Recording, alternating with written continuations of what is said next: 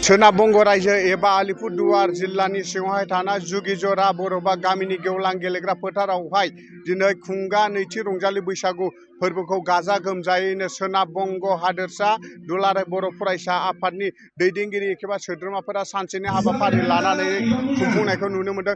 बे हाबाफारियावनो 1 नं गसाइगाव बिधानसभा बियाबनि एमएलए जिरन बसुमतारी बिथाङाबो बेखेवगिरि हिसाबै बाहागो लाफैनायखौ नुनो मोन्दों। बे समाव बिथांनिफ्राय नैबे हाबाफारिनि सोमोन्दै माखासे बाथ्राफोरखौ मिथिनानै लागोन।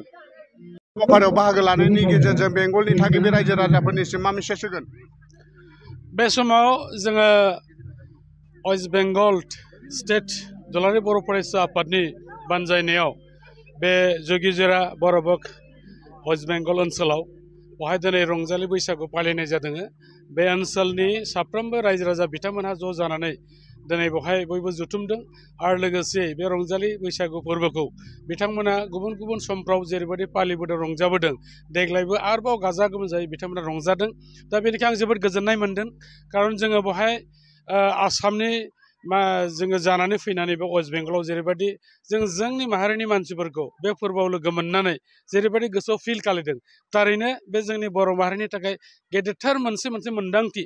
खारन बर' हारिया जेरावखि थाया मानो बर' हारिनि फोरबो बे रंजालि फोरबोखौ जोङो बोथोरजों खाबजानाय मोनसे फोरबो हिसाबै जों फालियो।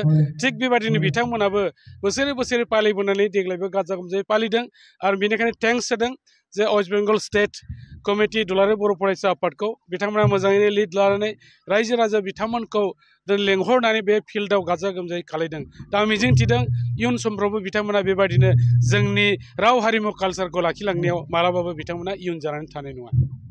आरो बे हाबाफारियाव जों नुनो मोनो दि नैबे सोनाब रायजोनि जायनाखि बर' हारिनि बिथांमोनहाबो गोबां लोब लोबै रंजालि बैसागु फोरबोखौ बिथांमोना खुंफुंदों।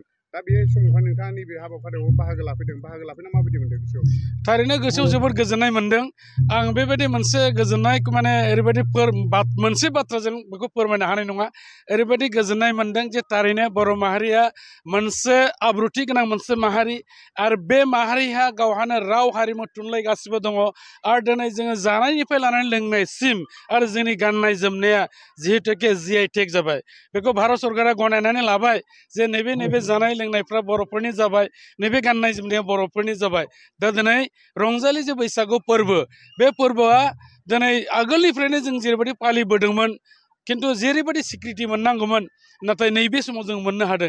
आरो बेजों लोगोसे आं थेंक्स होनांगोन जोंनि बिटिआरनि चिफ प्रमद बर' बिथाङा दिनै बर' हारिफ्रा बहा दं दिनै बेखौ संदाननानै बै जायगाफ्राव थानाय बर' माहारिनि थाखाय जोङो बिटिआर ओनसोलनिफ्राय माबायदि जों हेफाजाब होनानै बे बर' माहारिनि राव थुनलाइ हारिमुखौ लाखिनायजों लोगोसे जोंनि बे बर' माहारिफोरखौ जोङो बोरै गोजौ फारसे लांनो हागोन बेनि गोबां सिन्था धारना खालामदों।